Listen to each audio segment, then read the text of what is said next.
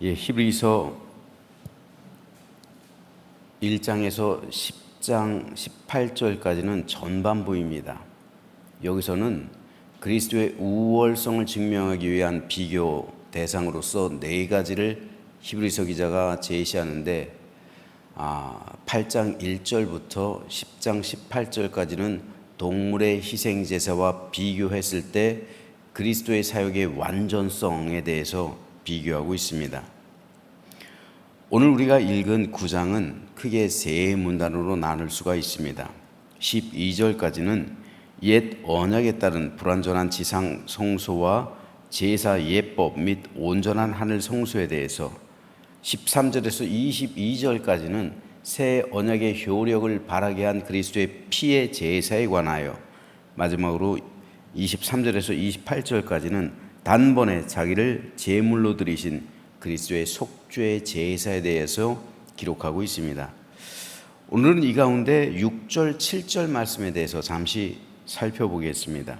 이 모든 것을 이같이 예비하였으니 제사장들이 항상 첫 장막에 들어가 섬기는 예식을 행하고 오직 둘째 장막은 대제사장이 홀로 1년에 한 번 들어가되 자기와 백성의 허물을 위하여 드리는 피 없이는 아니하나니. 여기서 히브리서 기자는 6절에서는 첫 장막을 말하고 있고 7절에서는 둘째 장막에 대해 설명하는데, 첫 장막이란 성소를 의미하고 둘째 장막이란 지성소를 가리킵니다. 예를 돕기 위해 그림을 하나 보겠습니다. 자, 첫째 장막에는 성소, 첫 장막은 성소인데 여기에는 일반 백성들이 들어갈 수가 없어요. 오직 제사장들만 들어갈 수 있습니다. 물론 레위 지파 사람들은 나중에 장막을 이동할 때 이 성물들을 들기 위해서 들어가는 것은 허용되어 있지만 평상시엔 들어갈 수가 없어요. 레위 지파라 할지라도 오직 제사장들만 이 성소에 들어갈 수 있었습니다. 성소에 들어가면 정면에는 분향단이 있고요, 좌측으로는 금촛대, 그리고 오른쪽에는 진설병대가 놓여 있었습니다. 제사장들은 하루에 2차례씩 성소에 들어가서 자기들에게 맡겨진 각자의 직무를 이행했습니다. 그리고 둘째 장막에는 제사장들이 들어갈 수가 없어요. 휘장이 처해 있죠. 저 휘장은 구별이에요. 지성소와 성소를 구별하는 겁니다. 휘장을 넘어가면 둘째 장막, 즉 지성소인데 둘째 장막 안에는 언약궤가 놓여 있었습니다. 언약궤 안에는 만나를 담은 항아리와 하나님께로부터 받은 십계명 돌판들과 그리고 아론의 쌍난 지팡이가 들어 있었습니다. 그리고 언약궤는 궤와 아랫부분인 궤, 그리고 궤를 덮는 덮개로 되어 있었는데 특별히 덮개를 속죄소라고 불렀습니다. 바로 이곳에 짐승의 피를 뿌리는 거예요. 그리고 이곳에서 하나님께서 임재하셔서 바로 하나님께서 말씀하시는 자리가 바로 이 속죄소입니다. 즉 언약궤의 덮개 부분, 그리고 이 언약궤를 그룹이 이렇게 감싸고 있었던 거죠. 그래서 이곳을 시은좌 혹은 시은소라고 부르기도 했습니다. 따라서 이 언약궤가 있는 이곳은 지극히 거룩한 장소였기 때문에 지성소라고 불렀어요. 그리고 지성소에는 일반 제사장들은 또한 들어갈 수가 없었어요. 오직 대제사장만 들어갈 수 있었는데 그것도 1년에 단 한 차례만 들어갈 수 있었습니다. 대제사장이 들어가는 날이 바로 대속죄일입니다. 대제사장은 대속죄일인 이날 지성소에 들어가서 희생 제물의 피를 속죄소에 뿌려서 자신과 이스라엘 모든 백성의 죄를 대속한 겁니다. 1년에 단 한 차례 대속죄일이에요. 그리고 이 장소는 지극히 거룩했기 때문에 대제사장은 화려한 대제사장의 옷을 다 벗어야 해요. 하나님께서 명령하셨어요. 대제사장은 화려한 옷을 입고 있잖아요. 그 옷을 다 벗고 오직 속옷, 즉 세마포 옷만을 입고 들어가요. 제사장은 속옷만 입고 이곳에 들어가는 거예요. 자기의 모든 겉옷을 다 벗어버리고 세마포 옷만 입고 이곳에 들어가서 속죄했던 겁니다. 이 세마포 옷을 요한계시록에서는 흰 옷이라고 부르는 거예요. 즉 하나님께서는 백성들 위해서 흰 옷을 예비해 주셨죠. 바로 대제사장이 입는 세마포 옷을 예비해 주셨고요. 그렇기 때문에 대제사장이 흰 옷을 입고, 즉 세마포 옷을 입고 이곳에 1년에 한 차례 들어갔다는 것은 바로 지성소가 천국임을 상징해 주는 거예요. 그런데 히브리서 기자는 이 제사가 불완전한 것이라고 말하고 있는 거예요. 왜냐하면 1년이 지나면 또다시 대속죄일이 돌아오잖아요. 그때 다시 대제사장은 지성소에 들어가는 거예요. 그리고 자기와 모든 백성의 죄를 또다시 대속해야 되는 거예요. 반복되는 거예요. 이것이 해마다. 이렇듯 지성소는 제한된 접근성을 가지고 있는 공간이었습니다. 또한 제한된 정결과 제한된 속죄와 용서를 받는 곳이어서 불완전한 제사였다라는 말이에요. 하지만 예수 그리스도께서 주님 자신을 십자가 제단에 단번에 들이심으로 하나님의 구원 사역이 완성되었습니다.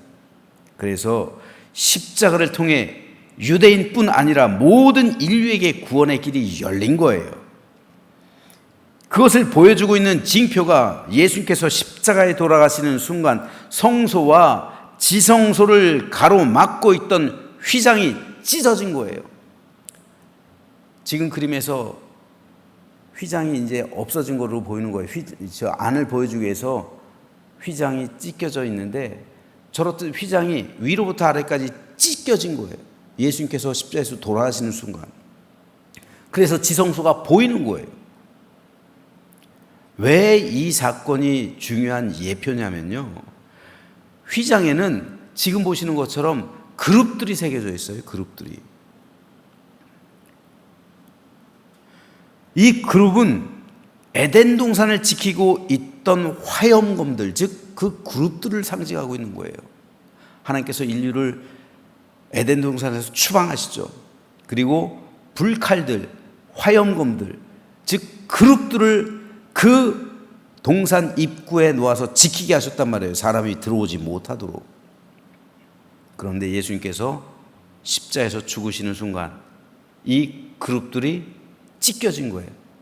휘장이 찢겨졌다는 것은 그룹들을 에덴 동산을 지키고 있던 출입구로부터 물렸다는 것을 상징하는 거예요. 바로 그때부터 천국은 침노하는 자의 것이 되는 거예요. 왜요? 그때부터 천국은 들어갈 수 있게 된 거예요. 길이 열렸단 말입니다. 이것이 휘장이 찢어진 것이 상징하는 예표입니다. 그래서 완전한 접근이 가능해진 거예요. 그리스도의 십자가를 통해서. 완전한 정결, 그리고 완전한 속죄와 완전한 용서함을 이제 얻게 된 겁니다. 그리스도의 십자가가 구원을 완성하신 거예요. 그러므로 구약은 십자가를 예표하는 거예요. 불완전한 겁니다. 하지만 십자가가 임함으로, 예수 그리스도의 십자가 사역으로 완전한 제사가 완성된 거예요. 이전에는 왕이라 할지라도 왕은 성소에도 들어가지 못해요. 둘째 장막인 지성소에는 감히 들어갈 수가 없어요. 왕이라 할지라도 들어가지 못해요. 제사장이라 할지라도 지성소에는 들어가지 못해요. 대제사장이라 할지라도 1년에 오직 한 번 대속죄일에만 들어가요. 하지만 예수 그리스도의 십자가 은총으로 인해 우리는, 지금 우리 성도들은 구약에서의 가장 큰 자라 할 수 있었던 대제사장보다 더 큰 은혜를 받은 거예요. 그래서 우리는 지성소에, 천국에 들어갈 수 있는 것이고, 완전한 속죄의 은총을 누리게 되는 거예요. 그래서 베드로는 성도를 일컬어 이렇게 말합니다. 그러나 너희는 택하신 족속이요 왕 같은 제사장들이요. 왕 같은 제사장이다.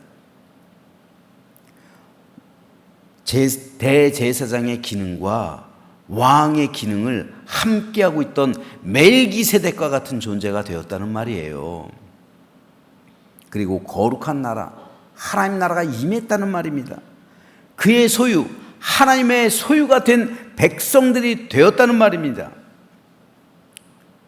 성도인 우리는 구약의 어떤 왕이나 제사장도 얻지 못했던 대제사장이요 왕의 자리에 앉아 있을 뿐 아니라 하나님의 자녀가 되어서 하나님을 아빠, 아버지라고 부르게 되고 하나님의 모든 것을 상속받을 특권을 받게 됐다는 겁니다. 또한 하늘의 천사조차 성도를 섬기는 종이 되었다는 거예요. 천사가 우리 종이란 말입니다. 하나님께서 그것을 명령하신 거예요. 천사는 하나님께서 부르시는 종입니다. 하지만 성도는 하나님의 아들, 딸이 하나님의 자녀들이에요. 그래서 천사가 성도를 흠모하며 사모한다고 성경이 기록하고 있는 거예요. 그러므로 성도는 하나님의 이 모든 특권을 가진 사람이에요. 따라서 우리는 늘 이것을 가능하게 한 것이 예수 그리스도의 십자가이기 때문에 예수님의 십자가를 생각하며 살아가야 합니다. 십자가가 중심이 된 믿음 생활을 해야 한다는 거예요. 날마다 우린 그리스도의 십자가를 생각하며 살아가야 한다. 그리고 그리스도의 십자가 중심인 믿음 생활을 해야 한다는 겁니다. 십자가를 생각할 때 우리는 감사할 수밖에 없어요. 십자가 앞에서 우리가 어떻게 교만해질 수 있습니까? 십자가를 생각할 때 어떻게 우리가 세상 것에 유혹을 받으며 세상으로 인해 타락할 수 있겠습니까? 십자가 앞에서 우리는 낮아질 수밖에 없고 섬길 수밖에 없는 거예요. 십자가 중심의 삶을 살아가야만 합니다. 날마다 우리의 십자가를 발견해야 돼요. 왜? 목사님들이 처음에는 겸손하고 온전한 믿음의 삶을 목회를 시작하면서 할까요? 십자가 중심이기 때문에 그래요. 그런데 소위 말하는 교회가 대교회가 되고 크게 되고 아무 문제가 없이 되고 그랬을 때 왜 타락하게 될까요? 십자가가 안 보이기 때문에 그래요. 십자가 없는 번영, 십자가 없는 성장은요, 재앙이에요. 그 영혼을 위한 재앙이에요. 십자가가 보이지 않는 교회, 십자가가 보이지 않는 목회자, 십자가가 보이지 않는 성도는요, 아무리 세상 것으로 내가 성공했다 할지라도 그 자체로서 재앙이 되는 거예요. 그 영혼에겐 재앙이 되는 거예요. 여러분, 십자가 없는 번영을 꿈꾸지 마십시오. 십자가 없는 개척교회가 하나님 보시기엔 훨씬 소중한 거예요. 십자가 없는 성장보다는 십자가가 보이는 하나님 안에서의 삶이 하나님 보시기에 귀중한 것이고 그 영혼에게도 유익되는 거예요. 여러분, 큰 교회 이루고 지옥 가는 것보다 작은 교회에서 천국 가는 게 나은 거예요. 여러분, 세상의 것으로 수많은 수백억 재산을 모으는 것보다 재산 없이 천국 가는 게 비교할 수 없을 정도로 좋은 겁니다. 예수께서도 말씀하시잖아요. 네 눈이 범죄하거든 눈 빼버려라. 눈 없이 천국 가는 게 낫다. 네 다리가 너를 범죄하게 하거든 찍어내버려라. 손과 발을요. 손과 발 없이 천국 가는 게 손과 발 가지고 지옥 가는 것보다 낫다는 거잖아요. 이것은 오늘 우리에게도 중요해요. 왜 우리는 타락하게 될까요?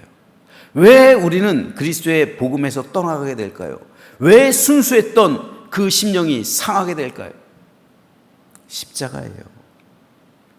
십자가가 보이지 않으면, 십자가를 잃어버리면 그렇게 되는 거예요. 내가 날마다 십자가를 발견하지 않으면 어느덧 십자가가 사라져버린 나 자신을 발견하게 되는 거예요. 더 이상 십자가가 보이지 않아요. 더 이상 십자가가 그의 삶 가운데 보여지지가 않아요. 어느 순간부터 안타깝게도 교회와 성도 가운데, 그리고 목회자들 가운데 십자가의 자리를 번영과 축복이 차지하고 있어요. 예수님의 십자가가 있어야 할 자리에 세상에 속한 번영과 형통이 차지하고 있으면 그 믿음을 일컬어 세속화된 믿음이라고 말하는 거예요. 하지만 십자가 없는 번영은 바울이 말하고 있는 것처럼 다른 복음이에요. 그러므로 성도의 믿음의 중심엔 언제나 십자가가 있어야 합니다.